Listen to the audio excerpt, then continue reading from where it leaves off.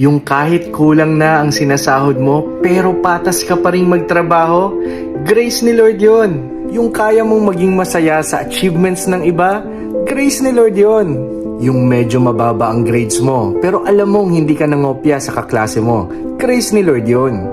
Yung sawang-sawa ka na sa paulit-ulit na ulam mo, pero wala namang mintis ang kain mo, grace ni Lord yon. Yung maliit man ang kinikita mo, pero meron ka pa ring trabaho, grace ni Lord yun. Yung kahit ang dami mo ng problema, pero nagagawa mo pa rin ngumiti at maging masaya, grace ni Lord yun. Yung wala kang mamahaling sapatos, pero nakakalakad ka ng maayos, grace ni Lord yun.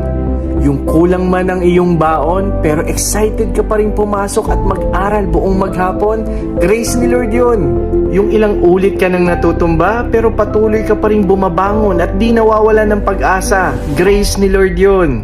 Yung unti-unti